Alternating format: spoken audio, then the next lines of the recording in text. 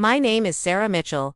I'm 36 years old, and if you had asked anyone in my circle a year ago, they would have told you I was living the dream. I had the successful husband, the spacious suburban home, a career I actually loved as a real estate agent, and the kind of marriage that people thought was unshakable. 10 years with Marcus, my husband Dan, architect who was respected, charming, and, to outsiders, devoted.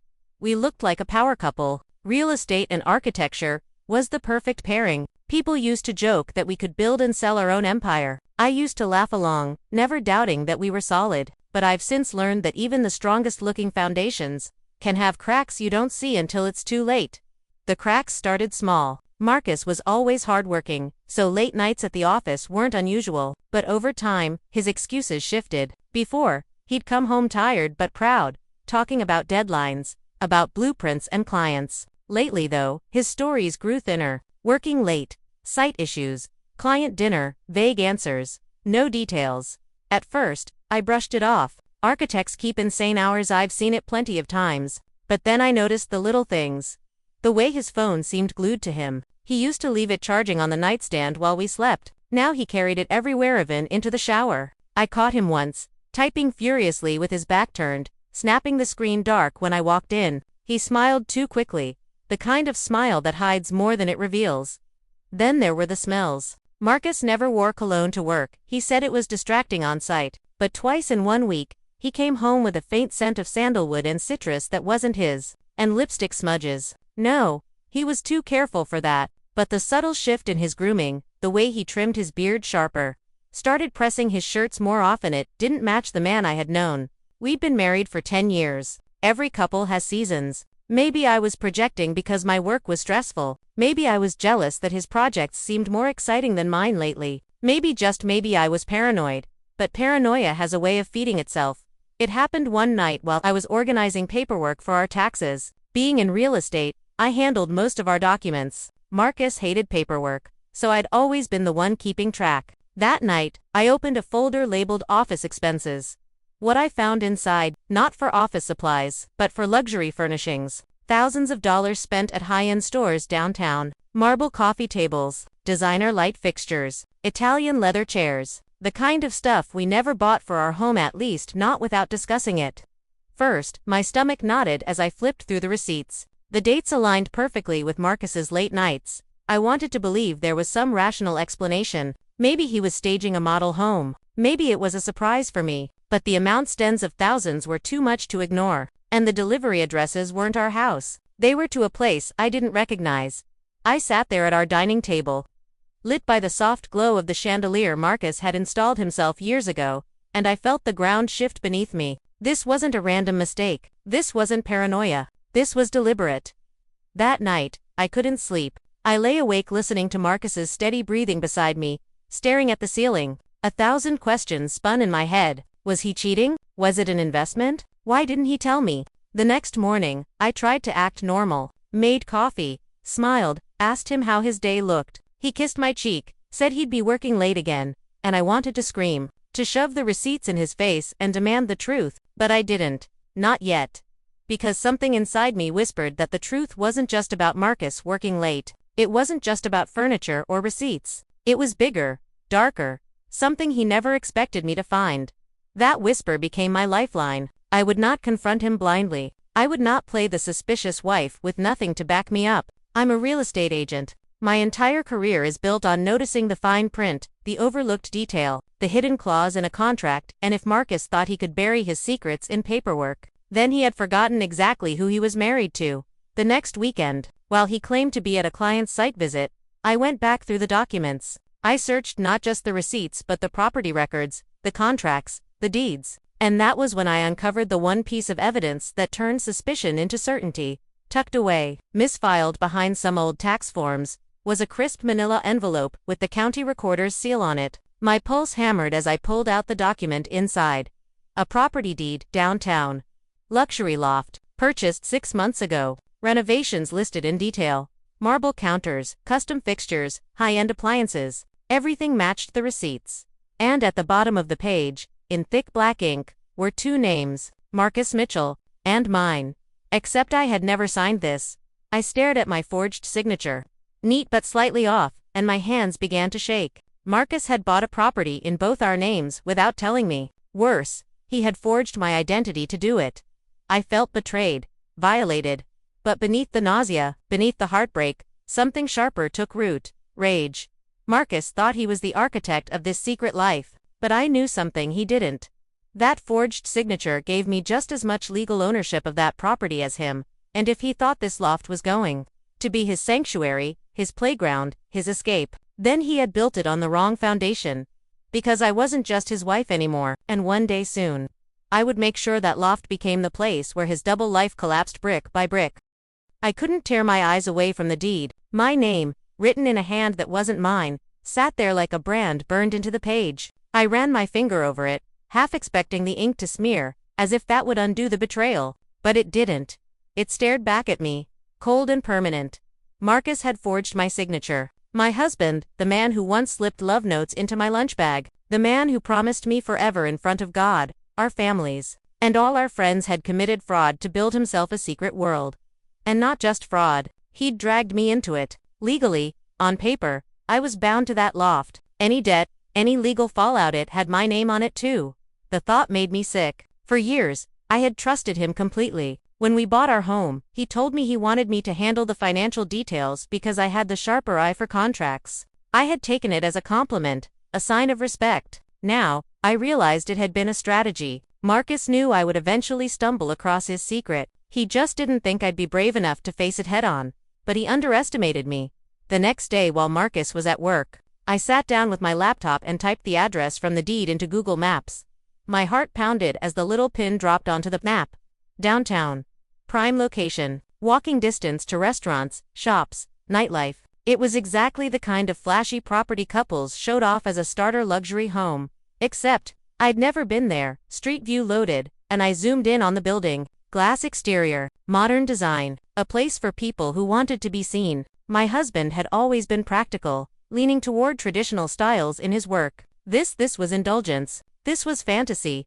I told myself I wasn't going to drive there, that I would be smart, that I would gather evidence first, confront him calmly. But curiosity doesn't listen to reason. That Saturday, I found myself behind the wheel, weaving through downtown traffic, my palms sweating as I got closer to the address. When I turned the corner and saw the building in person, my stomach flipped. It was even more beautiful than the photos suggested. A concierge at the front desk, a doorman greeting residents by name, everything about it screamed money, prestige, exclusivity. I parked a block away, suddenly paranoid that Marcus would see me. I sat in the car, engine idling, staring at the building like it was a living thing. Part of me wanted to march right in and demand to see the unit, flash my ID, but I knew better. Property law had rules. If Marcus was keeping this place secret, then storming in without a plan would blow my cover, so instead, I watched. People came and went. A young couple carrying groceries, a businessman with a briefcase, a woman walking her Pomeranian, ordinary city life. And then, after half an hour, I saw something that froze me in place. Marcus, he looked casual, relaxed, jeans, a fitted sweater, sunglasses. The Marcus who stepped into that building wasn't the husband I knew. He was someone else, lighter, freer. He carried himself like a man unburdened, as if his double life had carved out a version of himself that didn't have to answer to me. I ducked lower in my seat, heat rushing to my face. I didn't want to believe what I was seeing. Maybe he was checking on renovations. Maybe it really was an investment. But the way he strolled inside, like he belonged, like he lived there, that wasn't business. That was home. I clenched the steering wheel so tightly my knuckles turned white. My husband had a secret home, and I was a Conner in name only, a ghost on the paperwork. The drive back was a blur. I don't even remember the lights or the traffic. All I could hear was my own heartbeat and the sound of Marcus's voice echoing in my memory. Working late. Client dinner. Don't wait up. That night, when he came home, I studied him with new eyes. He kissed me, asked what was for dinner, complained about traffic. I smiled, cooked, nodded, in all the right places. But inside, something had shifted. Every word out of his mouth was a lie until proven otherwise. When he showered, I sat on the bed and scrolled through property tax records online. He had filed everything meticulously. Renovation permits, contractor names, payments, all under his name. But every document bore that cursed deed linking me to it. And the renovations weren't just practical, they were extravagant. Marble counters, Imported tile, designer lighting, things Marcus had never wanted for our home. He had built someone else a palace, while I lived in his carefully curated family home in the suburbs. I couldn't keep the tears back that night. I cried silently into my pillow while he slept beside me, oblivious. But even as I cried, my mind sharpened. I was a real estate agent. I understood property law better than most people, and one fact rose above all others. As long as my name was on that deed, I had equal rights to that property. Marcus had forged me into his scheme, but in doing so, he had made me just as powerful as himself. I thought about walking away, about filing for divorce, about burning everything down, but something stopped me, a new kind of resolve I hadn't felt before. Marcus had taken 10 years of my life and gambled them on a lie. He had used me, betrayed me, erased me. If I left quietly, he would win. He would keep his loft, his secret, his fantasy life. No, if he wanted a double life, then I would become the ghost haunting it. I closed the laptop and lay back down, staring at the ceiling. Marcus breathed deeply beside me, lost in dreams. I whispered so softly he couldn't hear. "You built this on my name, Marcus, and I'm going to make sure you regret it." Because what he didn't know yet was that I wasn't just his wife anymore. I was his business partner, his co-owner, and soon, the architect of his downfall. When you live with someone for 10 years, you think you know every side of them, the way they drink their coffee, the sound of their laugh, the exact rhythm of their footsteps coming up the stairs. But watching Marcus walk into that downtown loft like he owned the world made me realize I didn't know him at all. I couldn't stop thinking about it. Days turned into a haze of forced smiles and suppressed rage. At work, I'd show homes to smiling couples while inside, bile churned in my stomach. Nights, I'd lie awake beside him, staring into the dark, wondering what version of Marcus lay in the bed across town. Eventually, suspicion wasn't enough. I needed proof. I needed to see it with my own eyes. So one Thursday evening, I told Marcus I was meeting a client for dinner. He nodded absently, already tying his shoes. "Don't wait up," he said, pressing a quick kiss to my cheek. My skin burned where his lips touched, not from passion but from disgust. As soon as his car pulled out of the driveway, I followed. I stayed 3 cars behind, careful not to draw attention. My heart hammered against my ribs like it was trying to escape. Every red light, every turn, I expected him to glance in the mirror and recognize my headlights, but he never did. Downtown loomed ahead, lights glittering against the evening sky. Marcus pulled into the garage of the loft building, swiping his keycard like a man coming home. I circled the block, parking across from the entrance, and then I waited. The minutes dragged, each one heavier than the last. My palms were slick against the steering wheel. I hated myself for what I was doing, for sitting in the shadows, spying on my own husband, but the need for truth outweighed the shame. At 7:42 p.m., the door swung open, and Marcus stepped out. But he wasn't alone. A woman walked beside him, young, stunning. The kind of woman who looked like she belonged on magazine covers. Long dark hair that caught the glow of the street lamps, high heels clicking against the pavement, a body sculpted by time and care. She laughed at something Marcus said, touching his arm as if she'd done it 1,000 times before. She wasn't just some casual fling. She carried herself like she belonged, confident, comfortable. The way she leaned into him wasn't tentative, it was intimate. And then it hit me like a punch to the gut. She wasn't just visiting the loft. She lived there. They strolled toward a sleek black car parked by the curb. Marcus opened the door for her gentlemanly attentively, the way he used to be with me, before routine dulled the edges. She slid in gracefully, like she'd done it 100 times. He didn't look like a husband sneaking around. He looked like a boyfriend, proud to be seen with his girlfriend. The world tilted. I wanted to burst from the car, scream his name, drag her out by her perfect hair and demand answers. But I didn't. I stayed hidden, nails biting into my skin, tears blurring the windshield. Instead, I followed again. They drove across town, stopping at a trendy restaurant with glowing windows and laughter spilling into the night. I parked half a block away, watching as Marcus placed his hand on the small of her back, guiding her inside. The host greeted them warmly, no hesitation, no secrecy. He had brought her here before. They were regulars. I sat there, shaking, humiliation coursing through me. My husband wasn't just cheating, he was living another life, a whole relationship right under my nose.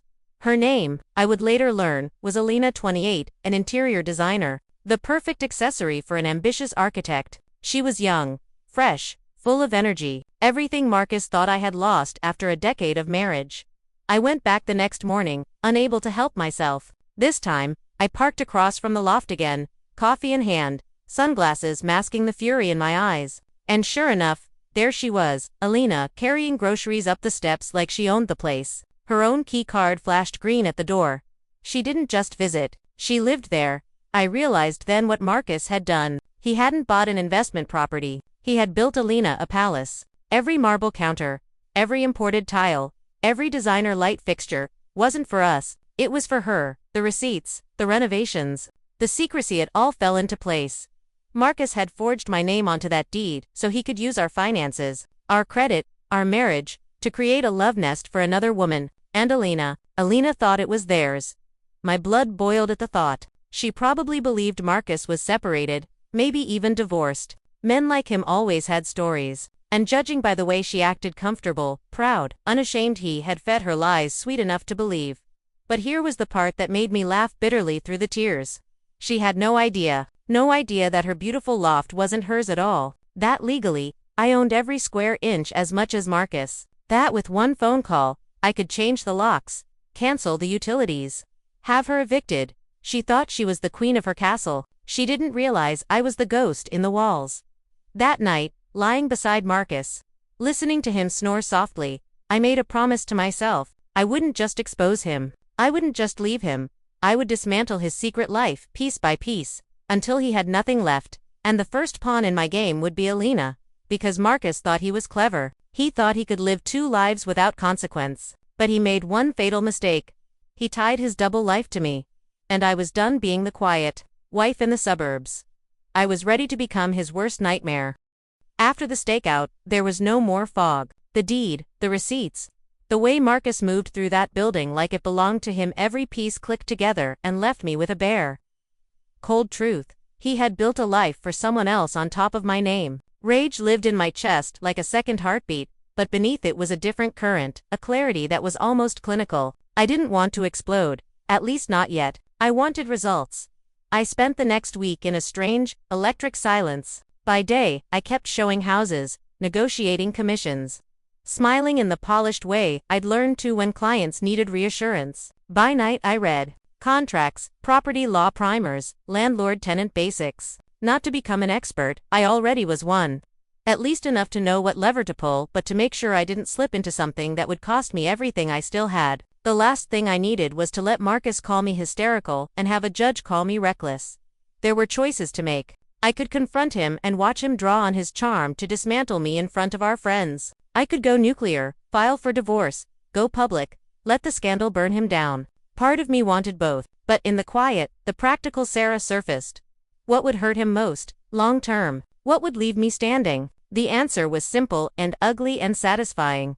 Leverage. He had used my name as collateral. That meant I had leverage in return. I could use the law, not as a blunt weapon, but as a scalpel. And if I needed to lean on a little theater to make the blade cut deeper, I would. Marcus had gone theatrical with his deception. I would match him step for step. I sketched the plan like I used to sketch house plans at the kitchen table back when Marcus and I still stayed up late inventing future lives. There would be 3 phases. The first would be containment, give Alina the impression that management had started taking their building seriously. The second would be pressure, small legal irritations that chipped away at the comfort Marcus and Alina felt in that loft. The third would be the reveal, a confrontation staged in a way that left Marcus exposed, and me in control. It would have to be precise. No reckless scenes. I wasn't going to cut power or physically block someone's door. That would be dangerous and stupid. Everything I did had to have a paper trail, an air of legitimacy. If I was going to be the puppet master, I would only pull strings that wouldn't snap back at me in court. I called an attorney. The office was in a high-rise I'd sold a condo from years ago. The partner I reached out to was a woman named Layla Ahmed Sharp. Brisk in the way only someone who'd gone up against deceptive partners could be. I laid out the facts. Forged signature, joint deed, renovations paid with shared accounts. I did not bring theatrics into the meeting. I needed legal clarity, not sympathy. Layla listened without blinking. You know your rights, she said finally. That gives you certain powers. But there are risks, mortgages. We move methodically. If you're thinking about management as a way to apply pressure, we'll build a structure that exposes irregularities while protecting you. Her wording pleased me. Expose irregularities. That's exactly what I wanted. I hired her on retainer. Legal fees burned, but if this brought Marcus to his knees, it would be a small price. While Layla handled the legal scaffolding, I handled the optics. I registered a property management company, nothing glamorous. A straightforward LLC with a sensible name that wouldn't draw attention. Meridian Property Services. I chose a neutral office address, a co-working space downtown, a number that routed to a dedicated line, and a simple logo. It felt silly, dressing a trick in paperwork. But the look of legitimacy could do more damage than any speech I could make. I didn't plan to reveal myself as the face of Meridian. That would be foolish. I would be the ghost in the operations room. Others would be the visible hand. I hired a small team, a contract manager who could speak authoritatively, an assistant to file notices, and a maintenance coordinator who could schedule things that read like upgrades. All of them were professionals, paid handsomely to play their parts with no questions asked. They were the actors. I was the playwright. Every move was built to sound reasonable. Security upgrades instead of we're being difficult. Mandatory inspection instead of a show of power. Permits, forms, polite but firm notices. I watched how building managers talk in emails, and I mirrored their tone. Neutral, bureaucratic, implacable. It was amazing how quickly people bow to a letterhead. I practiced my face, too. If anyone saw me in person, I couldn't be the wife who had been burned. I needed the calm, remote voice of an administrator who believes in rules. It was harder than I thought to put away the fury and make the phone call sound like business. But that was the point. Business was clean. And cruelty disguised as protocol is colder and harder to fight. At night, when the house exhaled and Marcus thought I was asleep beside him, I drafted notices with Meridian's logo, building inspection schedules, a memo about security upgrades, a polite request to move personal items from common corridors. Nothing illegal, nothing explicitly aimed at Alina, but the subtext was clear. A few routine directives, timed to hit when Alina worked from home. A maintenance window scheduled for a Tuesday afternoon, when a client would likely be on a Zoom call. A memo about access cards being reissued. Bureaucracy became my weapon. I told myself I was taking the high road. Technically true. Everything had a paper trail and a professional face. But the lies were still lies. The name Meridian masked the fact that the woman behind the curtain was the wife in the suburbs, watching her husband laugh over wine in the very unit she was slowly dismantling. The double life he had tried to engineer would be greeted with a different double life. My legal, meticulous dismantling of it. I wrestled with guilt, not for the plan, but for the person who would get hurt. Alina had a life, clients, a business. She was young. She didn't deserve ruin. But if she had asked fewer questions of Marcus, if she had accepted the gloss without knowing the bones, then she had taken a side. In my mind, there was a difference between the betrayer and the beneficiary. Marcus was both. When the first notices went out, I felt the first real twinge of triumph. The assistant I'd hired emailed Alina a professional-sounding inspection notice. We requested access to check for standard building compliance and offered 2 convenient time slots. I watched the read receipts on the company phone the way a surgeon watches vitals. Alina opened the message within minutes. That evening, she called Marcus, breathless and confused. I overheard him from the kitchen, voice rising just enough for me to taste fear. "Management wants me to be there," he said. He sounded bewildered in a way I'd never heard him sound. For the first time, I heard panic under the practiced calm. From the dining table, with a mug of tea cooling beside me, I allowed myself a small, private smile. The plan had begun. The game had a start date.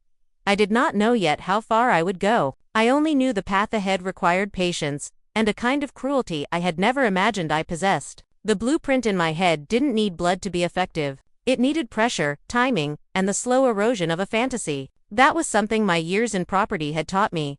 Foundations fail not from a single blow, but from water seeping into the seams until everything weakens. Marcus had built his secret on my name. I was going to test those seams until his house of lies. Once the notices went out, the machinery of small bureaucratic cruelty hummed into life. I had expected a ripple. I had not expected how quickly panic could spread when dressed in letterhead and a polite tone. Meridian's emails read like any responsible management company. Scheduled inspections, security upgrades, maintenance windows, but the timing was precise, the cadence deliberate. That's where the pressure worked best, not in a single catastrophic event, but in a dozen little inconveniences that piled into a mountain.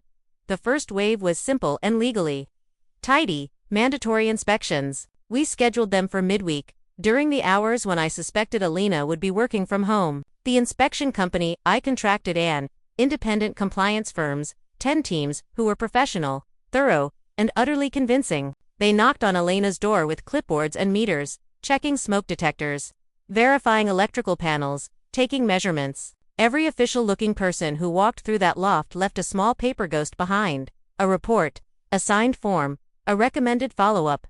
I made sure the recommended follow-ups hit the sweet spots. An electrical contractor cited an aged breaker that required testing and a temporary outage to rewire a small section. The fiber provider sent a letter about necessary maintenance to replace an aging junction box, scheduled for 2 afternoons in a row. Pest control issued a pre-treatment notice harmless on its face, but it required residents to vacate for a morning. All entirely legitimate.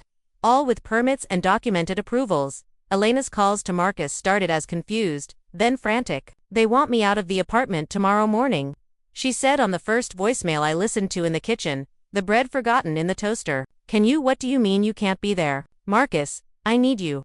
Her voice trembled in a way that made my chest ache and my pulse race with a vindictive satisfaction I didn't expect to feel. She sounded so small when things didn't go her way.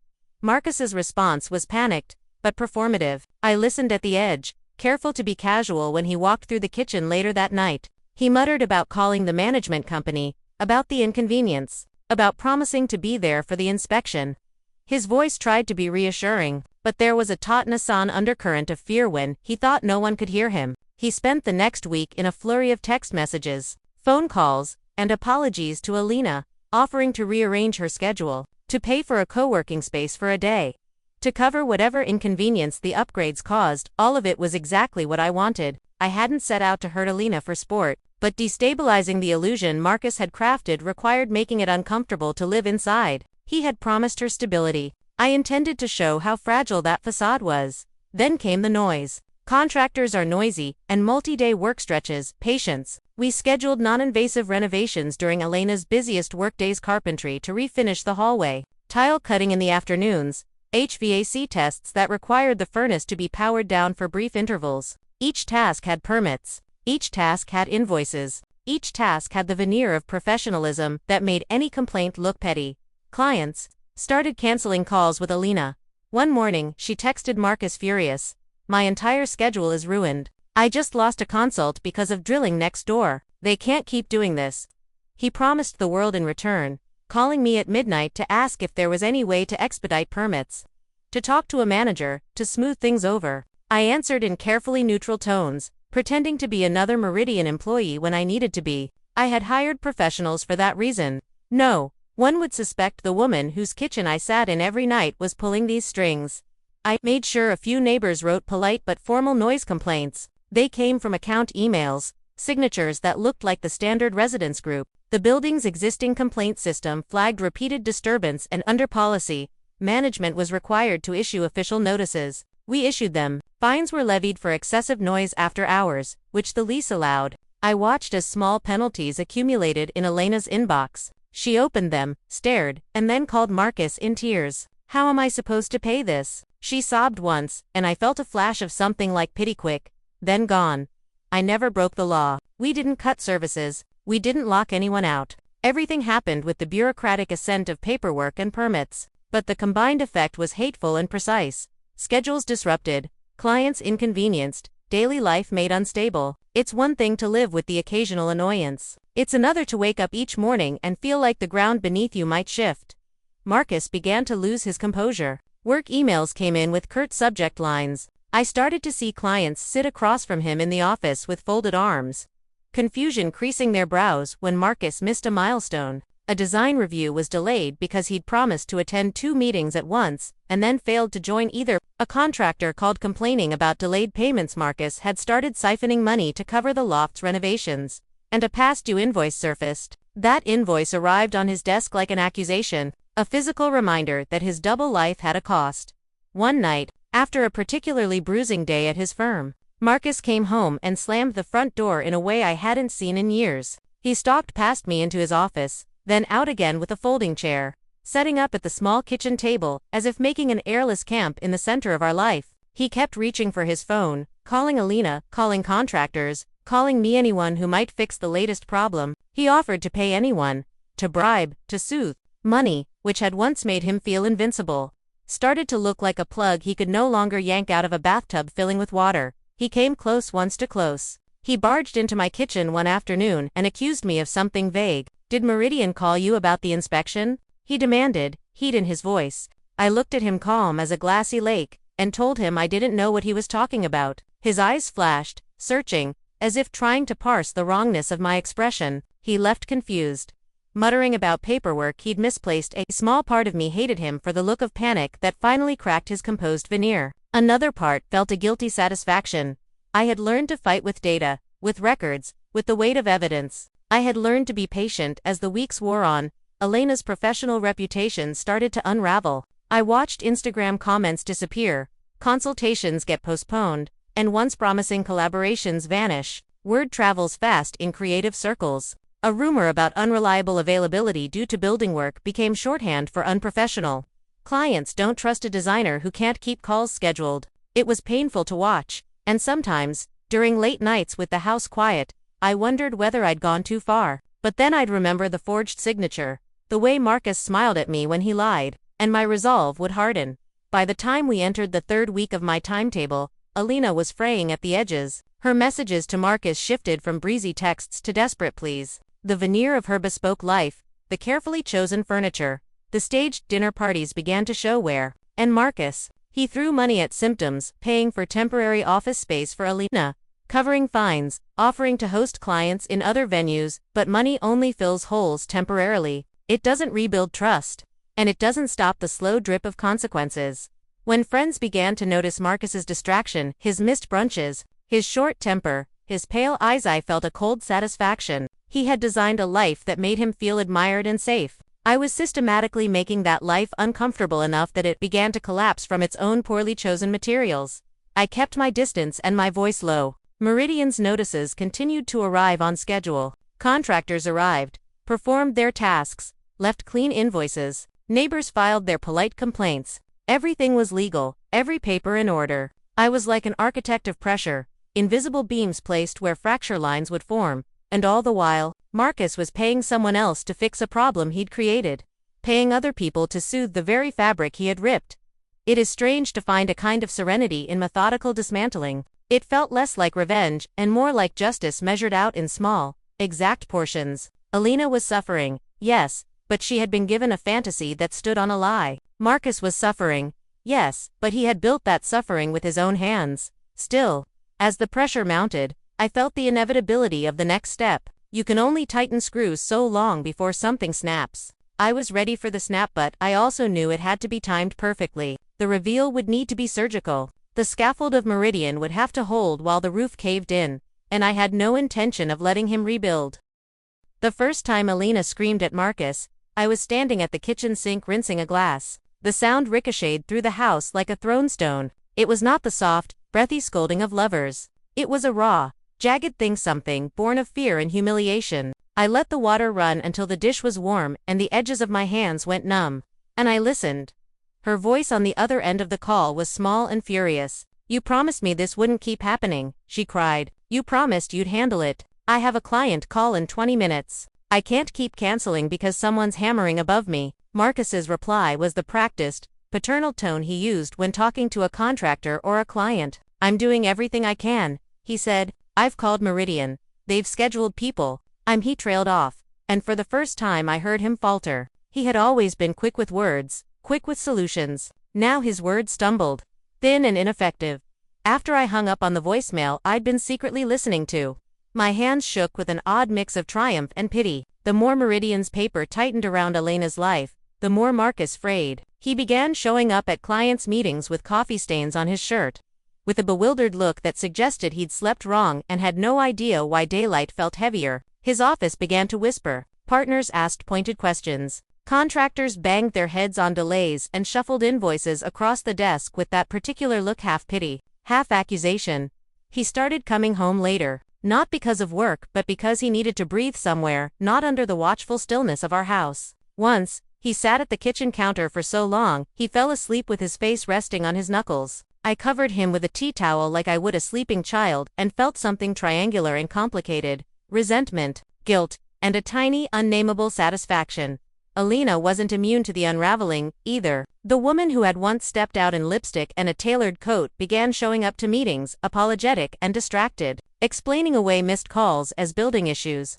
Her Instagram stories, once glossy, unbothered snapshots of a life that deserved magazine spreads, became quieter. She posted fewer mood boards, fewer elegant flat lays. Her messages to prospective clients grew terse. Opportunities thinned. Creative communities are small. Rumors seep fast and squeeze the life out of fledgling careers. I had not wanted to crush Elena's life. That had never been the point. The point was to remove the illusion Marcus had built, to reveal that his lavish display rested on fraud and cowardice. Yet there were nights I lay awake and imagined what it must feel like to have your livelihood wrenched from you because the scaffold you built your life on was a lie. Sometimes pity tried to muscle in on my pleasure. I let it, briefly, then returned to the clarity of purpose. Marcus had done this. He needed to face it. He did try to patch things, in ways that were both desperate and pathetic. He paid for temporary co-working spaces. He offered to cover fines and invoices. He insisted on taking Alina out for dinner to make it right. I watched them from the margins when he could not contain his efforts. A text message here, a last-minute delivery there, an apology dressed up as indulgence. But apologies are fragile. They don't restore what was stolen at work. His stumbles became more visible. A major presentation he'd spent months on went badly when he arrived late and distracted. His co-presenter filled awkward silences with forced humor while clients exchanged worried looks. A key contractor withdrew from a project, citing unreliable leadership. The firm called a meeting. Marcus left it pale and muttering about deadlines. He began to look older, as if the stress stripped years off him in the space of a few weeks. Then came the email that felt like an accusation in the shape of a PDF. An invoice, overdue, tied directly to the renovations downtown, landed in a shared folder at work. The numbers were a blunt instrument, payments routed through accounts tied to the family firm. Transfers flagged and questioned. Partners scanned the ledger and squinted at Marcus. The ledger is not a storybook. It is a ledger. It is concrete. Numbers do not care about excuses. They only reflect the truth in cold ink. When the partners asked questions, Marcus attempted to answer, too smooth and salvage, but he had already spent months spinning a cover story that could not hold up when the numbers were laid bare. He grew abrupt in meetings, defensive when the wrong people asked things he could not easily explain. Where he had once been calculating and controlled, he became reactive and mean, snapping in ways that made clients consider the safer option. Trust thins fast. A reputation becomes brittle. There was an incident one Friday that I remember like a bruise. Marcus returned home reeking of whiskey, his shirt crumpled, eyes red-rimmed. He paced the living room like a caged animal, words tumbling out of him winsome, bitter, jumbled. "It's not like I wanted this," he told me, as if I didn't already know. I didn't mean to, but meaning never mattered. Actions do. He had meant to have both lives, to keep both shining. He had meant to keep the illusion polished. In the end, his means were lies, and lies have a way of catching up. Alina, on the other hand, reached a breaking point in a way that I didn't plan for but had expected. One morning, she burst into the building manager's office, mascara running, voice sharp with righteous anger. "You told me you were fixing the heat," she yelled, each word a thrown coin. "My client left a review saying they were uncomfortable about the noise. This is ruining me." The manager, bewildered and sympathetic, told her about Meridian's schedule, about the permits and complaints. He read her the emails in a measured tone. Her face went blank, then hot. I watched from behind a pillar across the lobby as she sank into a chair and covered her face with her hands like someone trying to hold back a tidal wave. That was when Marcus finally cracked in a way that made the air change. He came to our house midday and slammed the front door so hard the picture frames on the wall rattled. He accused me, insisted I had to be behind Meridian. He dragged words around like blunt objects. "Why would you do this? Why would you hurt her?" He was furious, baffled, hurt, tiny shards of all of it. I let him rant until he had nothing left. Then I sat him down and, quietly, removed the handkerchief he was using to wipe his eyes. I looked at him and said the thing that emptied the room of any pretense. "You built this," I told him calmly. "You chose to make her yours the way you wanted. I'm just applying the rules you buried her under." He looked like a man who had been found naked in a public square. For a moment, humanitarian, soft, fallible peeked out from behind the villainy. But then pride returned, and with it the old defenses: blame, rationalization, projection. It was sad to see him shrivel into justifications. It was satisfying to know he had no one left to scapegoat but himself. The affair's public cracks widened, the more private cracks deepened. Clients pulled away. Social invitations dried up. Oddly, some of our mutual friends became less friendly. Not because they took sides, but because the situation made them uncomfortable. Marcus tried to spin stories, to play the victim, but lies tangle and trip. The little lies he told to Alina to keep her close were suddenly visible to a larger audience in the form of missed payments and cancelled meetings. One evening, as I sat drafting the next Meridian notice, this one about a mandatory tenant orientation, with 2 proposed time slots that would make it impossible for Alina to host a weekend client workshop, I felt a pang so strange it made me pause. It wasn't remorse. It was awareness. The truth is that revenge is never neat. It is never clean. It is messy, and sometimes it hurts others in ways you didn't intend. But I had chosen this path. I had chosen the slow, surgical undoing of his secret. He was losing everything he'd thought he could control. Elena's world was collapsing. And I, quiet, methodical, wounded, prepared my final move. The reveal had to be precise, the timing perfect. I wanted them to see, to feel, to understand the architecture of their ruin. Not just the collapse, but the reasons the building failed. Because in the end, the structure they had admired from the outside was only ever as solid as the truth it was built on, and theirs had been built on a lie. I told myself I wouldn't turn this into theater. I had sworn on everything I cared about that my moves would be surgical, factual, and defensible. But there is a line between discreet exposure and performance. And by the time I scheduled the final inspection, I knew I would have to cross it. If Marcus was going to be stripped of his fantasy life, I wanted him to be present for the unmasking, not because I wanted to humiliate him gratuitously, but because the truth deserved to be seen, watched, and understood. He had hidden in shadows. Now he would stand in light. I booked the inspection for a Friday afternoon. When Alina had told Marcus she would be hosting an important virtual consultation, it would provoke maximum panic without endangering anyone, I made the call myself, under Meridian's name, to confirm the time.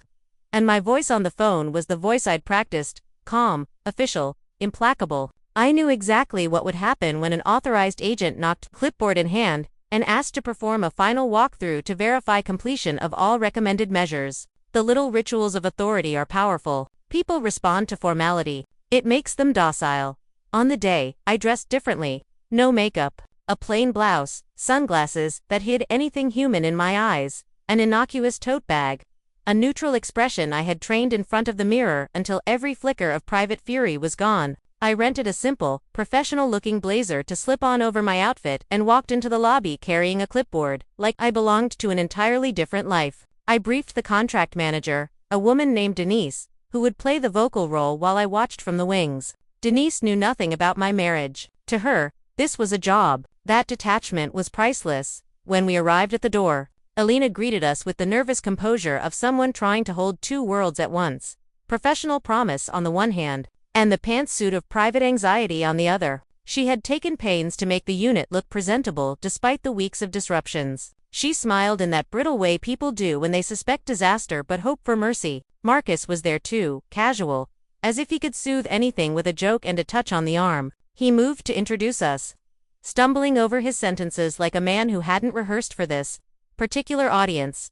Denise performed the inspection flawlessly. She walked through rooms, referencing checklists, tapping a pen against her lips, handing over small official-looking forms. Alina answered politely, trying to appear unruffled. As they walked, I lingered near the doorway, the sunglasses shielding the twitch in my expression. The plan was already in motion: collect evidence of the renovations, document the items not covered by permits, and, most importantly, produce a record that would justify any further action. Paperwork. Always paperwork at the end of the walkthrough.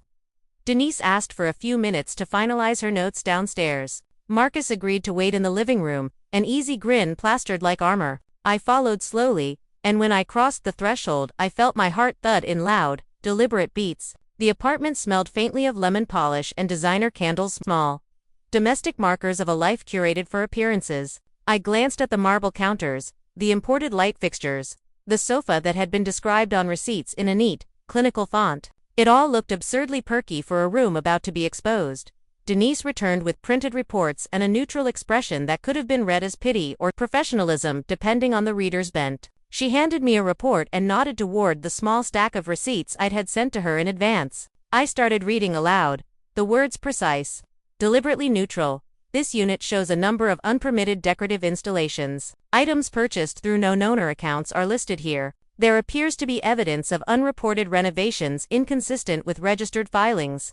Elena's smile faltered. What do you mean she asked, voice small. Marcus told me everything was legal. Marcus's laugh was an awkward sound, thin as a snapped thread. Why mean? Meridian said they were doing an inspection to ensure compliance, he said, but his hand wandered toward Elena like a man fishing for a lifeline.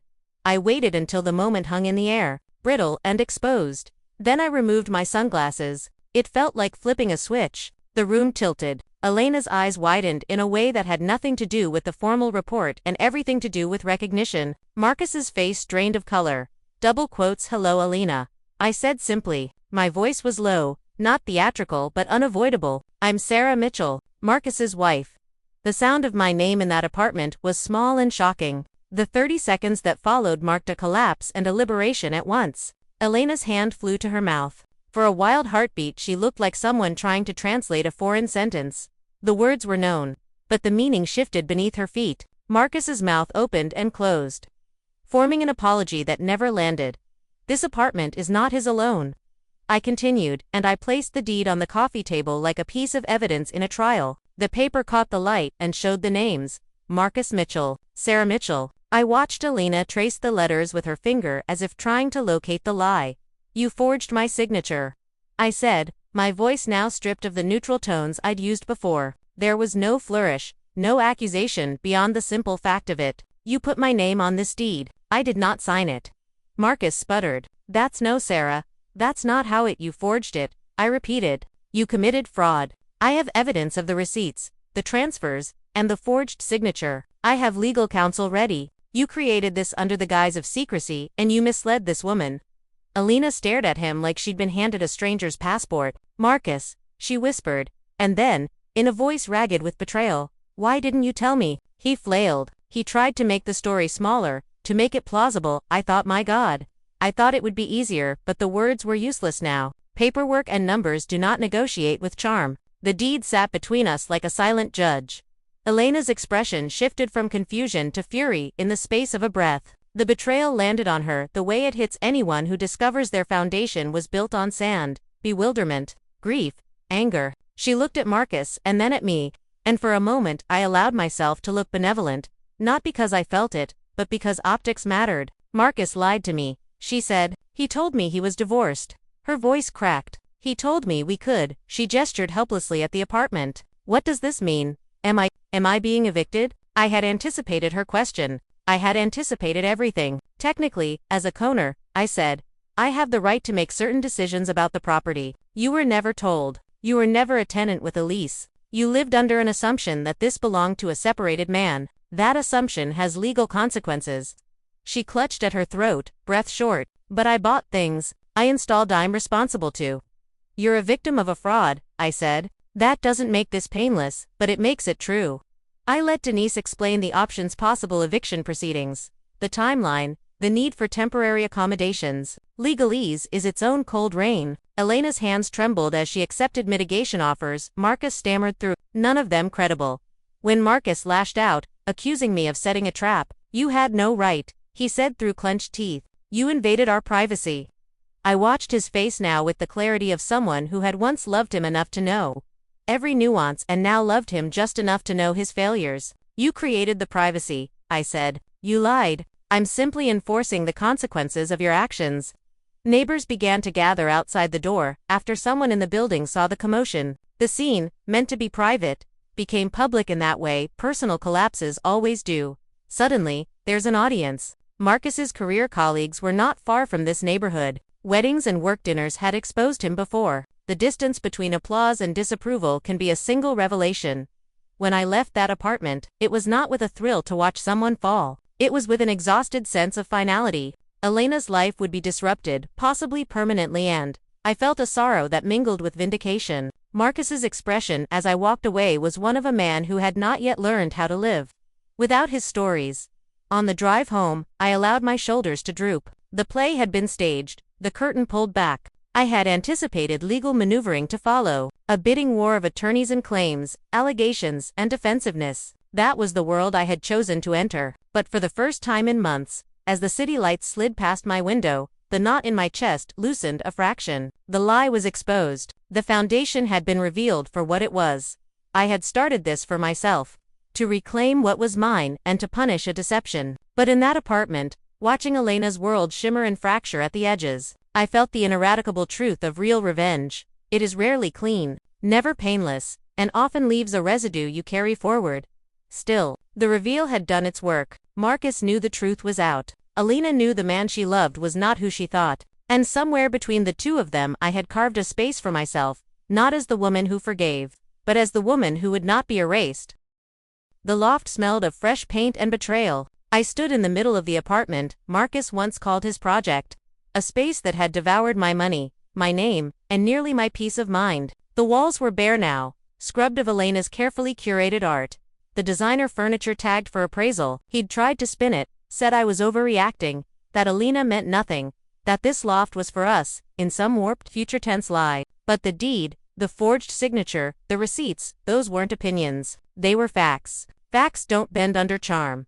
By the time Marcus realized I wasn't bluffing, the locks had already been changed. Layla, my attorney, filed the eviction paperwork with surgical precision. Elena's name was nowhere on the lease, nowhere on the deed. Legally, she was just a squatter with expensive taste, and Marcus, well, he had no leverage at all. He'd tied his rope to me, and I'd yanked it out from under him. Elena didn't go quietly. She called Marcus a liar, a coward, a man who had promised her a future and delivered only humiliation. She didn't spare me either, said I was vindictive, cruel, a woman too obsessed with control. Maybe she was right, but I wasn't the one who built a second life on fraud. The last time I saw her, she was dragging a suitcase down the hall, mascara streaked, muttering curses under her breath. A week later, I heard whispers from mutual acquaintances. Elena's interior design business had lost 2 major contracts. Clients didn't want scandal touching their brand. She wasn't ruined, but she was wounded. And me. I didn't hate her. I pitied her. She was collateral damage. Yes. But she was also a mirror of what I could have been, another woman who let Marcus sell her a dream. Marcus didn't unravel in one dramatic collapse. He frayed, little by little. First came the money, the mortgage on the loft, the renovations, the fines, the legal fees. He had poured everything into making Elena's fantasy real. And now he was left holding a property he couldn't live in, couldn't love in, and couldn't escape without bleeding cash. Then came the work. Word spread in the industry, whispers about ethical concerns, questions about forged signatures. A lawsuit threat from a vendor he'd stiffed while funding the loft. The firm he once prided himself on left him out of key projects. Colleagues stopped returning calls. Reputation is fragile. Once cracked, it never shines the same way again. Finally came the personal life. He moved into a short-term rental, smaller than the master bathroom in our old house. He sent texts long, pleading, sometimes angry. We can fix this, Sarah. You're overreacting. You'll regret this. I ignored most of them. The few I answered were businesslike, cold. Signed with my attorney's CC. Marcus had spent a decade building an image. The successful architect with the beautiful wife and the polished life. Now, stripped of the facade, he was just a man with bills he couldn't pay and a reputation he couldn't repair. The loft, once his temple of deception, became my sanctuary of independence. I listed it as a luxury rental, marketed to high-earning professionals. Within weeks, a young couple signed a lease at double the mortgage. The irony wasn't lost on me. Marcus paid the mortgage every month while I pocketed the rent. The very space he'd designed to destroy me now funded my freedom. But it wasn't just about the money. Something had shifted inside me. For years, I'd played the role, the supportive wife, the quiet partner, the woman who smoothed the edges so Marcus could shine. That version of me had died the moment I saw him kiss Elena on that balcony. What rose in her place was sharper, bolder. I cut my hair shorter. I started running in the mornings, not to chase anything but to feel the strength in my own legs. I joined a real estate investment group, surrounded myself with people who respected my mind instead of dismissing it. And slowly, I started to laugh again, real laughter. Not the brittle kind I'd worn at dinner parties. Marcus tried once more. He showed up at the loft during an open house, desperate, disheveled. "You don't have to do this," he said, his voice cracking. "We can sell it, split the money, start fresh. I made a mistake, Sarah, but I love you. You know that." I studied him, the man I had once built a life with.